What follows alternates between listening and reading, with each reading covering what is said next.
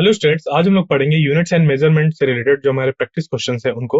इसके पहले हम लोग ने part third, part second, part first में इससे रिलेटेड प्रॉब्लम्स को ही सॉल्व किया था। उसके पहले इससे रिलेटेड थ्योरी को हम लोग ने डिस्कस किया था। तो आज जो पार्ट फोर हम लोग पढ़ने वाले हैं उसमें भी वैसे ही क्वेश्चंस को सॉल्व करेंगे। यहाँ पर जो क्वेश्चन है मैं उनको आपको प्रेजेंट करूंगा, उसको बताते हुए थोड़ा सा उसके कीवर्ड्स क्या है, की पॉइंट्स क्या है, कौन से कॉन्सेप्ट रिलेटेड है उससे, उन सब चीजों को बताऊंगा। उसके बाद फिर मैं आपको 10 सेकंड का समय दूंगा और उस टाइम पर आपको उसको सॉल्व करके बताना होगा। उसके बाद फिर मैं उसका सॉल्यूशन और आंसर को डिस्कस करूंगा। तो ये है आज का पहला question. The dimensions of a by b in the equation P is equal to a minus t square by b x, where P is pressure, x is distance and t is time. यहां पर हमें a by b का dimension बताने की, dimension क्या होगा। जहां हमें पता है कि देखिए ये जो P है वो प्रेशर है और जो A है वो एक कोई है, कुछ हमारा एक टर्म है उसका, और ये जो नीचे B है इसका। हमें इन दोनों के अगर हम इस तरीके से लिखते हैं A बाई बी, तो डायमेंशन क्या होगा वो हमें बताना है। बस यहां पर आपको ये ध्यान रखना है कि सेम तरीके की जो मतलब सेम डायमेंशन वाली जो क्वांटिटी होती है वही एड अप होती हैं, या फिर जो सेम डायमेंशन वाली क्वांटिटी होती है वही माइनस होती हैं।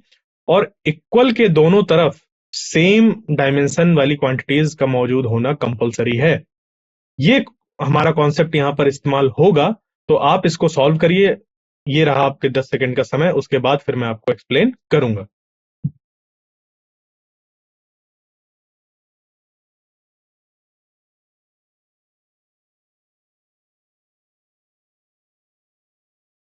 आइए देखते हैं इस पे कि हमें जब a बाई बी के डायमेंशन को फाइंड करना है तो क्या करेंगे। यहां पर ये जो P है वो प्रेशर है। हमें बी एक्स में x का तो डायमेंशन पता है कि वो डिस्टेंस है, t का डायमेंशन तो पता है कि वो टाइम है। बट a और b क्या है, इसके लिए हम लोग यहां पर इसको bx को अगर इस तरफ ले जाएं तो bx इज इक्वल टू लिख सकते हैं फिर हम लोग a माइनस टी स्क्वायर। बस यहां पर अब हमें जो ध्यान देना है वो, अगर आपने नहीं दिया तो आपसे ये क्वेश्चन सॉल्व नहीं होगा। अब यहां पर क्या है कि ये जो पी बी एक्स है इसकी, इसका डायमेंशन इसके डायमेंशन और इसके डायमेंशन के बराबर होना चाहिए, क्योंकि जब ये दोनों के डायमेंशन बराबर होगा तभी ये सब्ट्रैक्ट हो सकते हैं। और अगर ये ऐसा कुछ है तो फिर इक्वल है तो इसका डायमेंशन और इसका डायमेंशन बराबर होना चाहिए, यानी कि इन तीनों क्वांटिटी ये जो ऐसी लिखी हुई है इन सबका डायमेंशन बराबर होना चाहिए, जो कि है p b x is equal to dimension of a is equal to dimension of इसका टाइम का जो डायमेंशन होगा वो टी स्क्वायर हो जाएगा। क्योंकि हमें इसका डायमेंशन पता है, यानी कि एज का जो डायमेंशन है वो टी स्क्वायर हो जाएगा, या टी टू बोलते हैं इसको। तो ये इसका डायमेंशन हो गया। और ये जो क्वांटिटी है पूरी पी बी एक्स, इसका भी डायमेंशन हमारा टी स्क्वायर के बराबर होगा। अब अगर हमें डायमेंशन ऑफ बी निकालना है तो हम लोग क्या करेंगे, ये जो पी है और एक्स है इसका डायमेंशन को डिवाइड कर देंगे। यहाँ पर जो P है वो प्रेशर है, प्रेशर यानी कि फोर्स अपॉन एरिया। तो फोर्स अपॉन एरिया जब हम लोग निकालते हैं तो वो निकल कर आता है ml minus one T minus two. ये हो गया प्रेशर हमारा, और x हो गया l, इसकी लेंथ की ये x है वो डायमेंशन उसकी l की होगी क्योंकि लेंथ है। और ऊपर टी स्क्वायर, जब इसको हम लोग सॉल्व करेंगे तो b की डायमेंशन हमें मिल गई इतनी, m to the power minus one t to the power four. क्यों? क्योंकि यहाँ पर हम लोग इसको सॉल्व कर सकते हैं बड़े ही आसानी से। ये जब m ऊपर जाएगा तो पावर माइनस हो जाएगी, और जो यहाँ पर हमारा ये l दिया हुआ है, ठीक है, ये l इनवर्स, ये जब ऊपर जाएगा तो ये पॉजिटिव में हो जाएगा। अगर ऊपर ना भी ले जाना तो ये वाला l और ये वाला l जो है वो कैंसिल आउट हो जाएगा। तो यानी कि अ, अब ये जो है ये ऊपर जाएगा प्लस में और ये माइनस में जाएगा ऊपर में। पावर जो है इसकी वो माइनस पे जाएगी और ये इसकी पावर प्लस में हो जाएगी। तो m to the power minus one और t to the power four, बस बन गया ये dimension of b is equal to this much. अब जो a की डायमेंशन है वो हमें पता है कि वो टी स्क्वायर है। अब हमें a बाई बी का डायमेंशन बताना था, तो a बाई बी का जो डायमेंशन होगा वो हो जाएगा dimension of t square divided by m to the power minus one t to the power four. इसको सॉल्व करेंगे ये निकल कर आ जाएगा, यानी कि a बाई बी का हमें डायमेंशन पता चला और इस हिसाब से हमारा जो आंसर b होगा वो करेक्ट हो जाएगा। Clear? Next question. The velocity of a particle is given as v equal to a plus bt plus ct square if the velocity is if the velocity is measured in meter per second, then units of A and C are. ये जो velocity है इसकी हमें dimension दे दी गई। यहां पर अब हमें A और C की डायमेंशन को बताना है कि क्या होगा, और वैसे ही बताना यूनिट्स है, बट जो यूज करेंगे हम वो डायमेंशन के थ्रू इसको सॉल्व करेंगे। हमें यहाँ पर यूनिट्स बताना है कि A की यूनिट और C की यूनिट क्या होगी, और जो यूनिट है वो हमारी डायमेंशन से ही निकल कर आएंगे जब हम लोग डायमेंशनल एनालिसिस करेंगे इसका, या फिर कह लीजिए कि होमोजेनिटी ऑफ डायमेंशन, जब इस रूल को हम यहाँ पर अप्लाई करेंगे तो आंसर निकल कर आएगा। तो ये रहा आपके पास 10 सेकंड का समय, सॉल्व करिए, बताइए इसका क्या होगा आंसर, उसके बाद फिर मैं इसको डिस्कस करूंगा।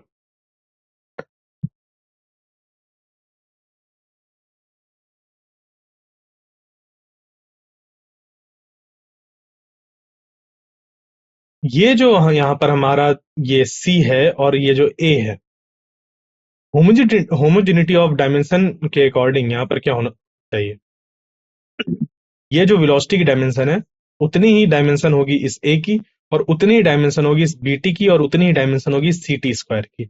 बस इसका हमें यूज करना है और हमारा आंसर निकल कर आ जाएगा। तो देखिए कैसे करेंगे इसको। यूनिट ऑफ A जो होगा वो हो जाएगा यूनिट ऑफ V के बराबर, यानी कि मीटर पर सेकंड। जब डायमेंशनल एनालिसिस का ही हम लोग यहाँ पर यूज ले रहे हैं, या फिर कह लीजिए कि जो होमोजेनिटी ऑफ डायमेंशन जो हमारे पास रूल होता है उसका ही इस्तेमाल कर रहे हैं यूनिट्स को इक्वल करने के लिए। तो यूनिट ऑफ ए निकल कर आ गया मीटर पर सेकंड। उसी तरीके से जो यूनिट ऑफ सी होगा, यूनिट ऑफ सी निकल कर आ जाएगा कितना, यहां पर इसकी यूनिट और इसकी यूनिट बराबर होनी चाहिए। तो यहां से v is equal to c t square, यानी कि अगर हमें c की यूनिट चाहिए तो v बाई टी का स्क्वायर जो होगा उसकी यूनिट ये। तो जो v है, v की यूनिट होती है मीटर पर सेकंड, और टी स्क्वायर यानी कि सेकंड स्क्वायर, यानी कि ये हमारा मिलकर बन जाएगा मीटर पर सेकंड क्यूब, यानी कि मीटर सेकंड माइनस 3। बस यहाँ पर यूनिट ऑफ सी ये बन गया, यहाँ मीटर, यहाँ पर सेकंड इनवर्स 3, ये बन गया। ओके, ये चीज निकल कर आ गई। तो इस तरीके से जो हमारा ऑप्शन ए है वो करेक्ट हो जाएगा कि ए की यूनिट ये होगी और सी की यूनिट ये होगी। आगे बढ़ते हैं अब नेक्स्ट क्वेश्चन पर।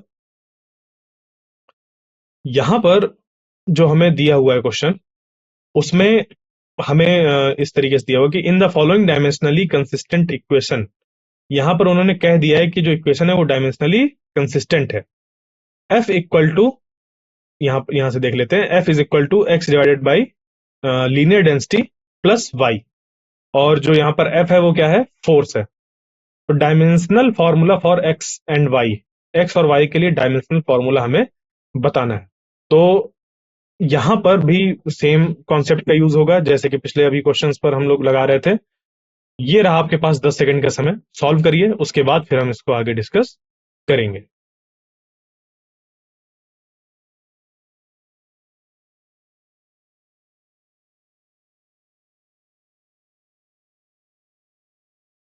अब देखिए यहाँ पर इसका सॉल्यूशन हम लोग कैसे निकालेंगे। तो इसके लिए सबसे पहले अगर हम लोग ध्यान दें कि ये जो डायमेंशन ऑफ एफ होगा वो इस क्वांटिटी का डायमेंशन के बराबर होगा और इस क्वांटिटी के डायमेंशन के बराबर होगा। हम इसको लिख सकते हैं ऐसा, बस इसी चीज का हम लोग यहाँ पर इस्तेमाल करेंगे। तो ये एक्चुअली ये हो जाएगा इक्वल। तो यहां से फिर हम लोग क्या करेंगे, so the dimensions of y are the same as that of f, that is y is equal to f is equal to M L T minus 2। तो इसका डायमेंशन और इसका डायमेंशन तो सीधे सीधे निकल कर आ गया कि ये एम एल माइनस 2 है, एम एल टी माइनस 2, और टी टू द पावर मतलब माइनस 2, ऐसे एम एल टी माइनस 2 बोल देते हैं इसको। ये हो गया। अब यहां से जो ये है फोर्स की dimension, M L T minus 2 is equal to x divided by M L minus 1, ये हुआ।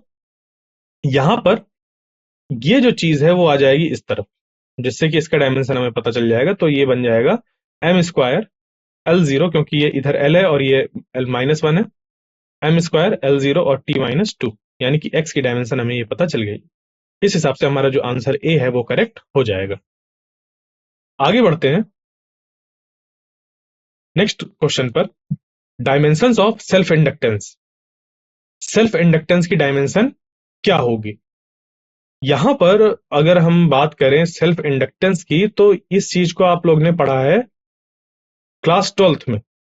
क्लास 12th का टॉपिक है ये, जब एसी वोल्टेज अप्लाइड टू, हम लोग ने किसी इंडक्टर पे पढ़ा होगा, तो वहां पर सेल्फ इंडक्टेंस की बात होती है, या फिर किसी कॉइल पे अगर हम लोग करंट वेरी कर रहे हैं तो उसकी वजह से वहां पर सेल्फ इंडक्शन देखने को मिलता है, तब सेल्फ इंडक्टेंस की बात आती है। तो उसी को ध्यान में रखते हुए आप इसकी डायमेंशन को फाइंड करने की कोशिश करिए, फिर मैं इसको आपके साथ डिस्कस करूंगा। तो मैं आपको 10 सेकंड का समय दे रहा हूं, उसके बाद फिर मैं इस क्वेश्चन को सॉल्व करूंगा।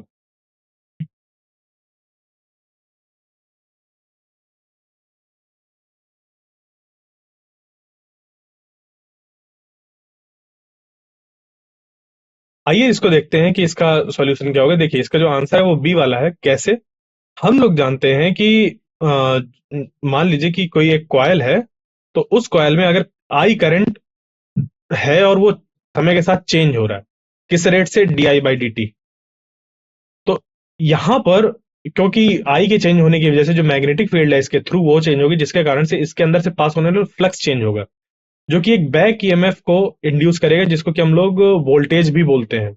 यानी कि E is equal to minus LDI/dt, ये हमारा निकल कर आ जाता है। अब यहां से हम लोग को इसका डायमेंशन पता करना है। देखिए, इसका डायमेंशन हमें पता है, इसका डायमेंशन हमें पता है, और इसका जो डायमेंशन है वो भी आसानी से निकाला जा सकता है। तो इसके लिए हम लोग क्या करेंगे कि L is equal to minus E divided by di/dt, इसको रीअरेंज करके ऐसे लिखा जा सकता है। लिख लिया हम लोग ने।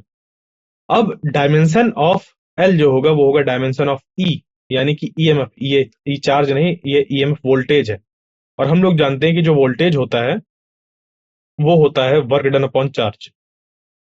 ओके, बस इसी चीज का यहाँ पर इस्तेमाल किया गया कि जो डायमेंशन ऑफ वोल्टेज होगा, वर्क डन का क्या होता है? ये होता है mL²t-2, और इसका चार्ज क्या होता है? A T. क्योंकि आई जो होता है हमारा, I is equal to Q/T होता है। डायमेंशन के टर्म्स पर ऐसे सीधे सीधे अगर हम लोग देखें तो इसका जो डायमेंशन होगा एम्पियर होगा, और इसका जो डायमेंशन होगा वो टाइम होगा। और चार्ज का हमें डायमेंशन पता करना है, तो चार्ज का जो डायमेंशन हो जाएगा वो हो जाएगा 80। Dimension of charge is equal to 80 हो जाएगा। तो बस 80 को हम लोग यहाँ पर क्या करेंगे, यूज कर लेंगे। तो mL²t-2 डिवाइडेड बाई 80, जिससे कि v का डायमेंशन हमें पता चल जाएगा। यहाँ पर अब ये बन जाएगा क्या? t-क्यूब, और a ऊपर आ जाएगा इनवर्स में, यानी कि mL²t-क्यूब और a इनवर्स। ये हमारा हो गया जो ये वोल्टेज है उसका डायमेंशन। डायमेंशन ऑफ आई जो है, यानी कि करंट का डायमेंशन, वो हो जाएगा ए, और डायमेंशन ऑफ जो टाइम है वो हो जाएगा टी। इनको ही हम लोग सॉल्व कर लेंगे, आंसर निकल कर आ जाएगा। ये देखिए, नीचे डिवाइड पर ऊपर जाएगा तो फिर से -1 एक बढ़ जाएगा, जो कि बन जाएगा a⁻²। और ये जो t है ऊपर मल्टीप्लाई में पहुंच जाएगा, जिसके कारण से इसको इस पे t⁻³ इंटू टी अगर होगा जिसपे की पावर 1 है, तो ये t⁻² बन जाएगा। और हमारा निकल कर जो सेल्फ इंडक्टेंस का डायमेंशन है वो आ जाएगा। ध्यान दीजिएगा, ये जो एल है वो इंडक्टेंस को रिप्रेजेंट कर रहा है, और ये वाला जो एल है वो रिप्रेजेंट कर रहा है लेंथ, डायमेंशन, जो लेंथ का है डायमेंशन। ठीक है, ये इंडक्टेंस, ठीक है, ये इस तरीके से थोड़ा इटैलिक में करके लिखा हुआ है, और ये जो है वो डायमेंशन को रिप्रेजेंट कर रहा है। क्लियर? Next problem. यहां पर देखिए क्या है, इस क्वेश्चन पे हमें इस तरीके से जो क्वेश्चंस होते हैं उस पे एक कॉलम, दो कॉलम इस तरीके से दिए रहते हैं। इसमें एक जो कॉलम है उसमें दिया रहता है जैसे ABCD कुछ दिया हुआ है, और इधर दिया हुआ PQRS। फिर हमें क्या करना होता है, एक दिया रहेगा कोड कि ABCD के करस्पॉन्डिंग हमें बताना है कि क्या होगा। यानी जैसे मान लीजिए कि A के करस्पॉन्डिंग एस है, ठीक है, ए के करस्पॉन्डिंग एस है, तो आप यहाँ पे ऐसे मिला नहीं सकते ना, तो इसके लिए उन्होंने कह दिया कि ए है, ए के करस्पॉन्डिंग एस। फिर अगर बी के करस्पॉन्डिंग क्यू है, अगर इसके अकॉर्डिंग देखें तो बी के करस्पॉन्डिंग क्यू हो जाएगा। यानी कि इस तरीके से इसको क्वेश्चन को बताना होता है। बाकी इसमें जो कॉन्सेप्ट है वो ये है कि यहाँ पर हमें डायमेंशंस जो है वो फाइंड करना है। तो ये रहा आपके पास 10 सेकंड का समय, उसके बाद फिर हम इसको डिस्कस करेंगे।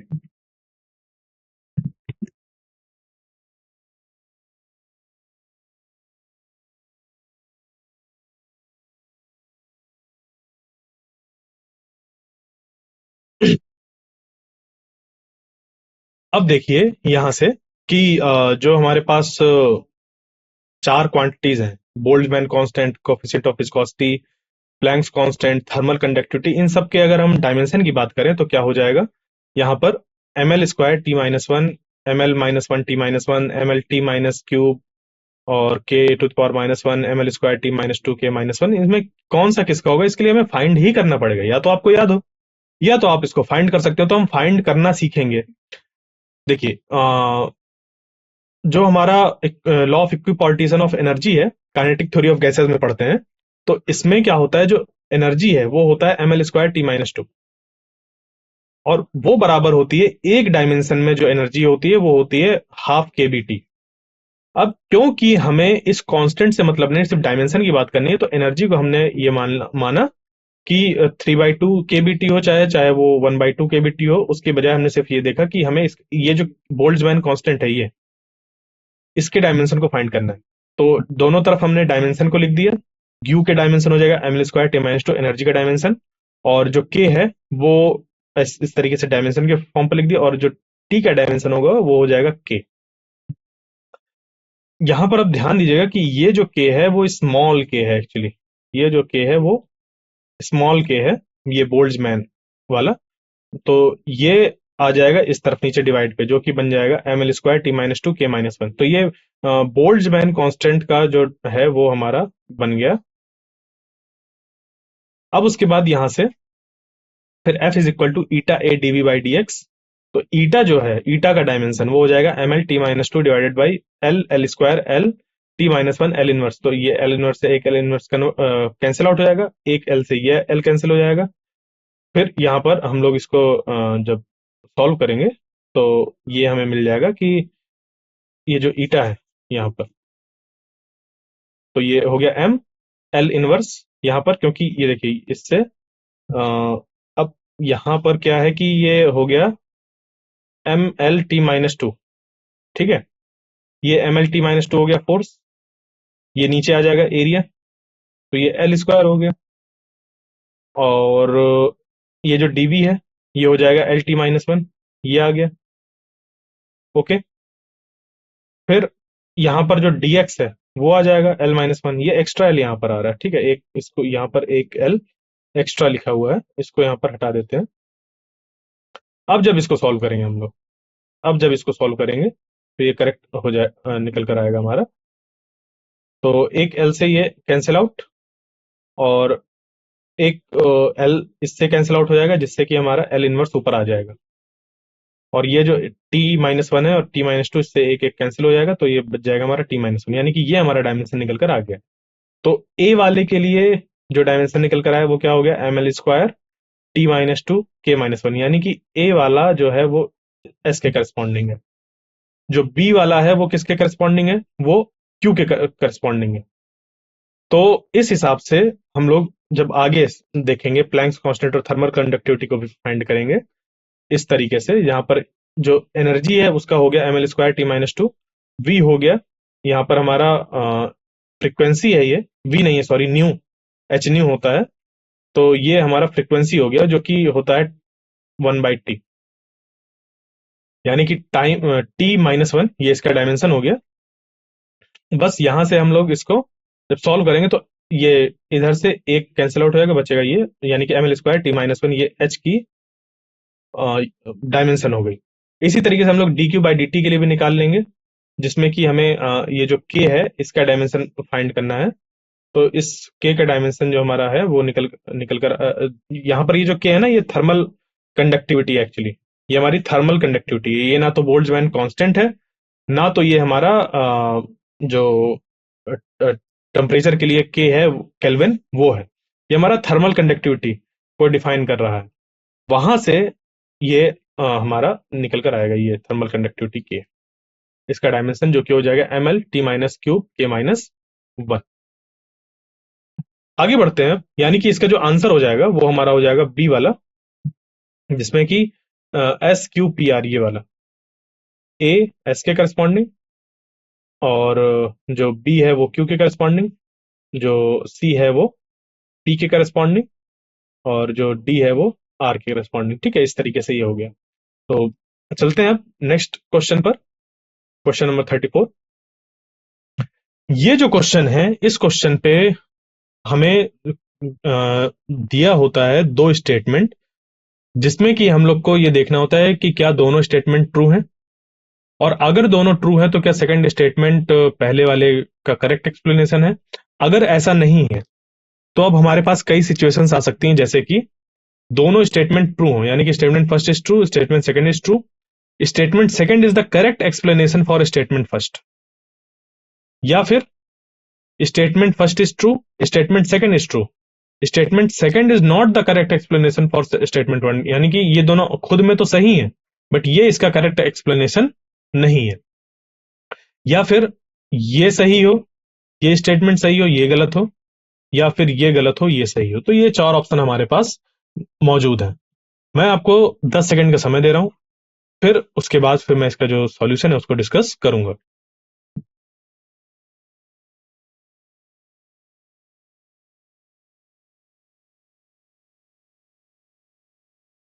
देखिए, यहां पर हमें क्या दिया हुआ है क्वेश्चन में, the order of accuracy of measurement depends on the least count of the measuring instrument. क्या ऐसा होता है कि जो हमारा मेजरिंग, जो भी हम लोग ने मेजरमेंट लिया है, उसका जो ऑर्डर ऑफ एक्यूरेसी है उस मेजरमेंट का, वो least count of measuring instrument पर डिपेंड करता है। बिल्कुल, तो ये हमारा करेक्ट हो गया। उसके बाद the smaller the least count, जो लीस्ट काउंट है वो जितना ज्यादा स्मॉल होगा, greater is the number of significant figures in the measured value. यानी कि इस पे कह रहा है कि जितना ज्यादा इस पे लीस्ट काउंट होगा उतना ज्यादा सिग्निफिकेंट फिगर्स होंगे मेजर्ड वैल्यू में। बिल्कुल, यानी कि लीस्ट काउंट जितना छोटा होगा उतना हमारा जो सिग्निफिकेंट फिगर्स का नंबर होगा वो ज्यादा होगा, जैसे कि 1.03 लिखा हुआ। अब कोई डिवाइस होगा जिसका जो लीस्ट काउंट है वो 1.01 की जगह पर, वैसे यूनिट्स यहाँ पर लिखते हैं, कोई भी यूनिट्स मान लेते हैं, तो 1.01 की जगह पर अगर इसका जो है वो 0.01 है, तो यहाँ पर हमें एक और जीरो बढ़ाना पड़ेगा, यानी कि सिग्निफिकेंट सब 4 हो गए, सिग्निफिकेंट फिगर सब 4 हो गए। तो जैसे जैसे लीस्ट काउंट बढ़ता जाता है वैसे वैसे जो सिग्निफिकेंट फिगर्स हैं वो भी बढ़ते जाते हैं। बट यहां पर जो चीज है उसको ये पॉइंट करेक्टली एक्सप्लेन नहीं कर पा रहा है। दोनों तो ट्रू है, ये भी ट्रू है, ये भी ट्रू है, बट ये इसको करेक्ट एक्सप्लेन नहीं कर पा रहा है, जिसके कारण से हम लोग कहेंगे कि जो बी वाला ऑप्शन है वो करेक्ट होगा, क्योंकि दोनों ट्रू हैं बट ये इसका करेक्ट एक्सप्लेनेशन नहीं है। आगे बढ़ते हैं नेक्स्ट क्वेश्चन पर। ये क्वेश्चन भी वैसा ही है, दो स्टेटमेंट, हमें बताना है कौन से इस पे ट्रू, दोनों स्टेटमेंट ट्रू है या नहीं है। अगर कोई एक ट्रू है, कोई एक फॉल्स है, तो उसी हिसाब से हमें अपने जो ऑप्शन है उनको चूज करना है। तो स्टेटमेंट क्या है हमारे पास, the dimensional method can not be use to obtain the dependence of work done by a force on the angle theta between force F and displacement X. ये यहां पर ये कहना चाह रहे हैं कि जो वर्क डन का हमारा फॉर्मूला होता है, F is equal to F x cos theta, तो डायमेंशनल एनालिसिस का यूज करके हम लोग ये जो थीटा डिपेंडेंसी है डब्ल्यू की उसको फाइंड नहीं कर सकते हैं। और स्टेटमेंट सेकंड है कि angle can be measured in radians but it has no dimension. इसमें लिखा हुआ है स्टेटमेंट सेकंड में कि जो एंगल है उसको हम लोग रेडियंस पे मेजर कर सकते हैं, बट उसका जो डायमेंशन होता है वो नहीं होता है रेडियंस का। तो यहां पर इसको आप सोचिए, मैंने अब आपको इतना ज्यादा हिंट दे दिया है कि इस पे आपको अब ज्यादा समय नहीं लगना चाहिए, तो मैं आपको दे रहा हूं 10 सेकंड का समय, आप इसको सॉल्व करिए, उसके बाद हम इसको डिस्कस करेंगे।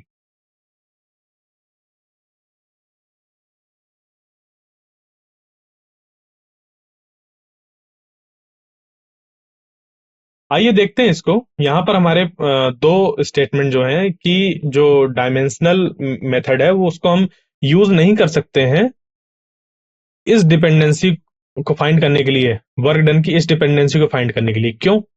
क्योंकि देखो, डायमेंशनल फॉर्मूला तब, डायमेंशनल एनालिसिस में जो हम लोग होमोजेनिटी ऑफ डायमेंशन का इस्तेमाल करते हैं वो ऐसी क्वांटिटी पर एप्लीकेबल होता है जहां पर दोनों तरफ हमारे यूनिट्स वाले चीजें मौजूद हो, यानी कि डायमेंशन वाली चीजें मौजूद हो। जबकि ये जो है ये एक रेशियो होता है जो कि डायमेंशनलेस होता है। वही चीज यहां पर लिखी गई है कि angle can be measured in radians but it has no dimension, but उस पर कोई डायमेंशन नहीं होती है। इस कारण से हम लोग डायमेंशनल मेथड का यूज नहीं कर पाएंगे। तो ये भी ट्रू है हमारा, ये भी ट्रू है। और ये जो है स्टेटमेंट सेकंड वो फर्स्ट का करेक्ट एक्सप्लेनेशन है, यानी कि जो हमारा ऑप्शन ए है वो करेक्ट हो जाएगा। आगे बढ़ते हैं नेक्स्ट क्वेश्चन पर। ये भी हमारा statement first and statement two यानी कि असर्शन एंड रीजन का ही क्वेश्चन है। हाँ, ध्यान दीजिएगा, कभी कभी क्या होता है कि स्टेटमेंट फर्स्ट और स्टेटमेंट सेकंड की जगह पर असर्शन एंड रीजन लिखा रहता है, तो वो एग्जैक्ट सेम क्वेश्चन ही है। यहाँ पर जो तरीका है वो सेम ही है, चाहे आप स्टेटमेंट फर्स्ट बोलिए चाहे स्टेटमेंट सेकंड या फिर असर्शन रीजन, वो सेम चीज को ही रिप्रेजेंट कर रहा है। तो यहां पर दिया हुआ है कि the mass of an object is 13.2 kilogram in the measurement, there are 3 significant figure and the same mass when expressed in grams as this has 5 significant figures. तो यहां पर हमें यूज करना है सिग्निफिकेंट फिगर्स के अपने नॉलेज को। अगर आपने करेक्टली एक्सप्लेन यूज किया तो आप इसको करेक्टली एक्सप्लेन भी कर पाएंगे, सही आंसर भी दे पाएंगे।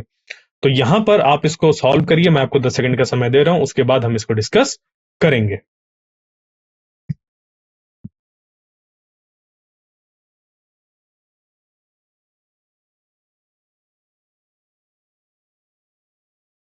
देखिए यहां पर क्या है कि जो ये वाली क्वांटिटी है इसमें तो 3 सिग्निफिकेंट फिगर हैं, 1 2 3।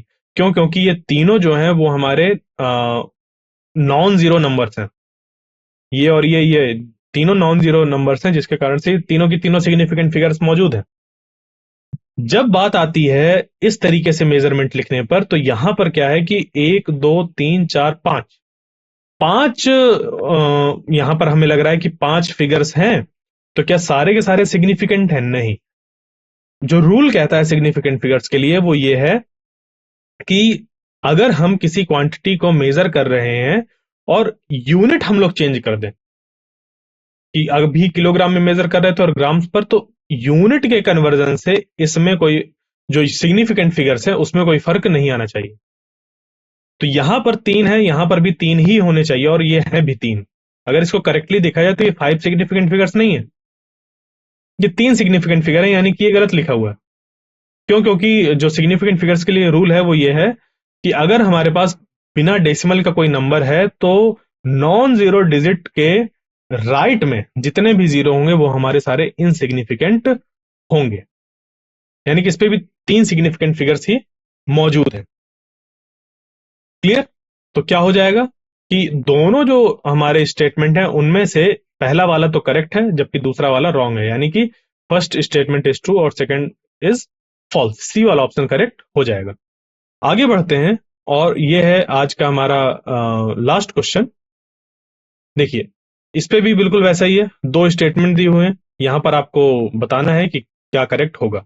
तो मैं आपको 10 सेकंड का समय दे रहा हूं, बताइए क्या होगा इसका आंसर, उसके बाद हम इसको डिस्कस करेंगे।